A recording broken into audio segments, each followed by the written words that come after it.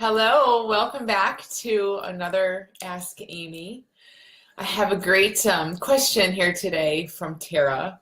It's a good one. It's a little bit different than some that we usually get, so I'm excited. So Tara says, "Hello, Amy. I've bought and listened to your audiobook, The Little Book of Big Change. I love it. I've watched many videos, and everything makes sense intellectually. One issue that's heavily affecting my relationship right now is I can't stand people crunching food, chewing gum, slurping tea. The list goes on and on. I actually hate the person in that moment, and hate is in capitals, well, who is annoying me, which I know is not me at all, although I can't seem to help it. The noise of my partner heavy breathing while sleeping, well, my anger just hits the roof. If I wake up, if he snores, I wake him up and tell him to stop, and then I start huffing and puffing to express my anger toward him. I know none of this is his fault. I know this anger is coming from thought, but while I'm in this crazy mood, I find it just impossible to calm down, lie beside him, and get back to sleep. Any tips on how to deal with it while I'm actually that angry in the moment? I know the best thing is to not give these feelings any power, but while I'm in this rage, I find it impossible to calm down." So Tara, I love your question, and I love that you just put it out there, and we're willing to have me share it here. So it's interesting, and what you write, I can see that you see a lot. So you say several times in here, I know that it isn't the chewing, the breathing, the slurping that's actually creating the anger or the rage within you. You see that it's thought, meaning, I hope you see it this way, for everyone, like seeing that it's an internal thing. It feels like it's coming from out there.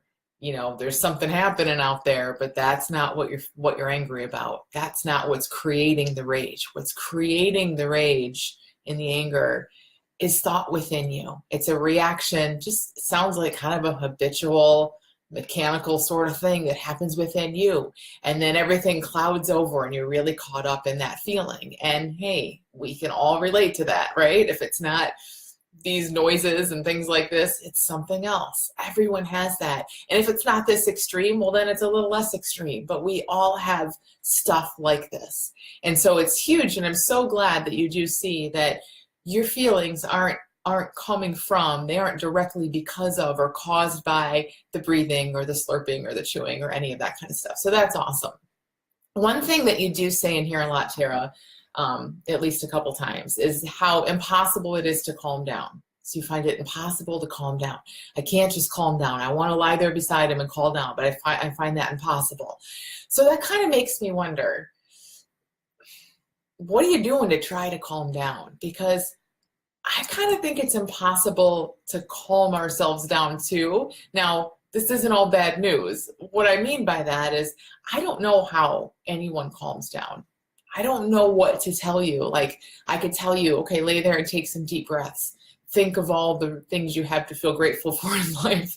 I'm pretty sure in that rage, there's not a lot of gratitude and there's not a lot of peace that's going to be coming to mind for you. So I can't even think of a thing you can do, even pointing toward the truth. If I say to you, hey, Tara, if I could come in your bedroom, in your bed, lay beside your bed and say, hey, don't get so angry. Remember, it's just thought in the moment. You'd probably turn around and hit me. I mean, like you can't hear that from all that stuff going on. So the point is, I don't know how anyone gets themselves to calm down, relax, get back to a nice state. But the good news is that's not our job. That is not something you need to take on. It's not something any of us ever needs to take on. Okay, calm down, relax. What's awesome to see is that it's built in. It's built into our design. It's like, how do you get the snow, or the glitter in this case, in a snow globe to settle down? You set it down and you stop shaking it up. And it does what it does, because that's the design of it. So same with you. You're laying there, or if somebody's slurping or chewing around you, you're sitting there and you hate them. And you're in a rage and you're angry and it's all focused on them and it's huge within you. But there's nothing you're going to do to make that come down.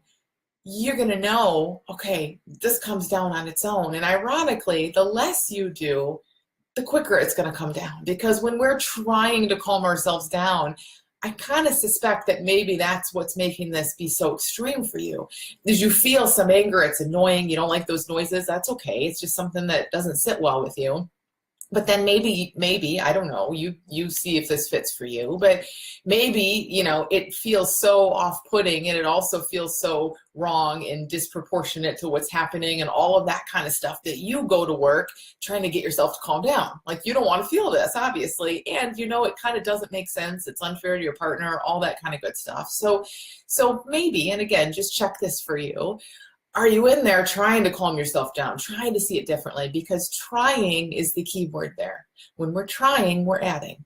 We're adding more stuff. We're doing more. We're judging. I don't like this. I want to change this. I don't like how it feels.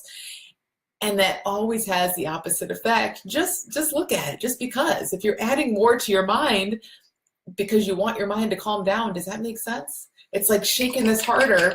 Stop. Settle down, snow, glitter, whatever you are. I'm not going to shake it harder. It's not going to work that way. So that's just one piece of this. And I want you to kind of, again, Tara, just see if that fits for you. And everyone else listening, where we're trying, look at where you're trying and then saying, oh, I'm not getting the results I want to get. And question, maybe the trying is actually the reason you're not getting the results you want to get. And whatever it is, if you're trying to change a thought or a feeling, trying is definitely going to get in the way of that. The other thing I kind of wanted to just look at in this with you is seeing this feeling. So this huge feeling of anger, rage, all this stuff that comes up. Again, you really get it. You get that it isn't from that. You get that it's something within you. And again, this isn't even so much about you, Tara, because I don't know, but I just know in general about human beings. There's this way in which we can really be like, oh, I feel this rage. I have all this anger. I'm so annoyed by these noises. I'm me, and again, part of that's just that we're human beings and that's how we talk. But there's also something bigger in that, where it just feels like this feeling is us. It doesn't necessarily feel like there's an us and then a feeling moving through. So I like to describe people as containers. We're all just empty containers. We're all space, and stuff moves through us. But, it doesn't always feel like that. And especially when it's rage. It's big. It's like filling your container and pushing up against it. And it's so easy to start to identify with that and kind of take that on. And again, if you're trying to make it go away, there's another way maybe you're kind of taking it on and identifying it. So no question, this stuff moves through you, and it's big and it's emotional. But I also just want you to keep being that container. Like, imagine that you are, okay, so you're in bed and he's breathing, jerk, and you're so mad at him because he's breathing so loud. He just woke you up and you have all this anger and rage. Now just be the little spider that's like in the corner of your room. He's way up at, not close where he's going to come in your mouth when you're sleeping or anything gross, but just like way over on the other side. There's a little spider watching. What does he see? He just sees a woman laying there looking pretty normal to him. You have all this going on within you, and see, because it's within you, because it's within us, when it's within us, we get all the special effects. I mean, it is brought to life. Maybe you're sweating, you're shaking, you're huffing and puffing, you said, there's all this that's brought to life. So it always feels like a really big, huge, full body, personal experience for us. But that's just how it feels. That's just the special effects at work. It's like a movie with the soundtrack that has the the scary music that kind of adds to it. If you take the music out of any play or a movie, pretty boring. And see, that's how it is when we see other people. We can see someone else who is thinking they're, having some insecure thoughts or feeling bad or feeling scared. And, oh, I know it's just their thinking. We know they'll be fine. But with them, they have the soundtrack. They have the special effects. They're feeling it. Their heart's pumping, and they have the emotions and all of that kind of stuff along with it. So that's how this is for you, for all of us. But see if you can kind of look at that yourself, Tara, and see how this rage and this anger that shows up, I'm not making light of it, but it's kind of a funny thing, you know? It's kind of like just like if somebody has a funny kind of phobia.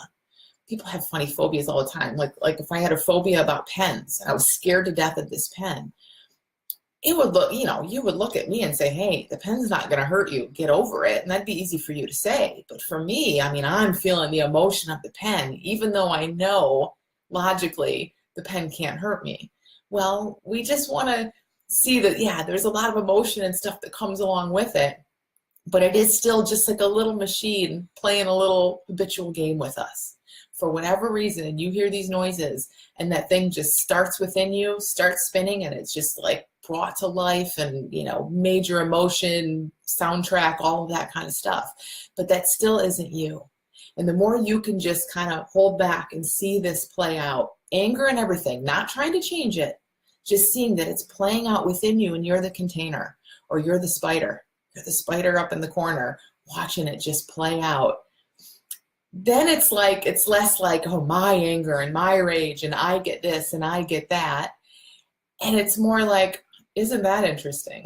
It naturally keeps us back in a place where we can just be more curious about it, because it isn't so real and personal and about us. And that's where you get to really get some distance from it and have some more of your own insights around it. So thank you so much for the great question, Tara. It was a fun one. And again, even if people aren't annoyed by slurping and breathing, there's all kinds of stuff that annoy all of us. So I know it's one that a lot of people can relate to. So thanks so much for being here, and I'll see you guys back next Monday. Bye.